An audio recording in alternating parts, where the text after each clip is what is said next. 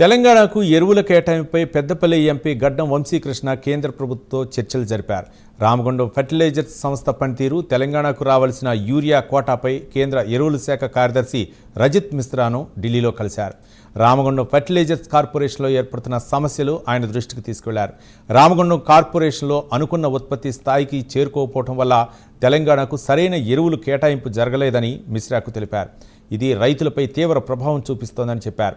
ఇలాంటి ఘటనలు పునరావృతం కాకుండా చూడాలని రజిత్ మిశ్రాను కోరారు.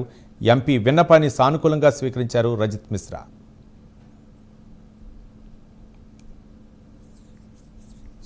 కలవడం జరిగింది.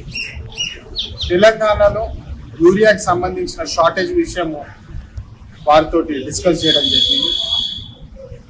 ఆర్ఎఫ్సిఎల్ గతంలో మూతపడిపోయినప్పుడు డాక్టర్ వివేక్ గారు ఎంపీగా ఉన్నప్పుడు 10,000 కోట్ల రూపాయల లోన్ వేవర్ ఏదైతే చేసినారో మళ్ళీ దాన్ని తిరిగి రీఓపెన్ చేసి స్టార్ట్ అయ్యేలాగా వాళ్ళు ఏదైతే కృషి చేసినారో వారితో డిస్కస్ చేయడం జరిగింది.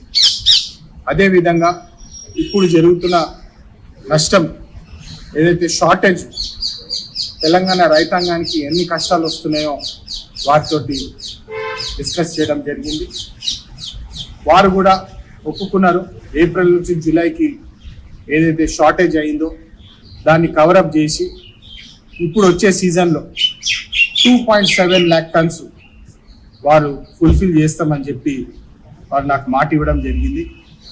ఈ విషయాన్ని నేను ఫాలోఅప్ చేసి తెలంగాణ రైతాంగానికి న్యాయం చేసేలాగా పోరాడతా అని చెప్పి మళ్ళొకసారి అందరికీ భరోసా ఇస్తూ రేపు ఈ విషయము మాన్సూన్ సీజన్లో కూడా కొట్లాడి ఈ 2.7 lakh tons ఏదైతే యూరియా సప్లై అవసరం ఉన్నదో, మన హక్కు ఏదైతే ఉన్నదో అది ఎట్టి పరిస్థితుల్లో మనకు దక్కేలాగా నేను ఈ పోరాటము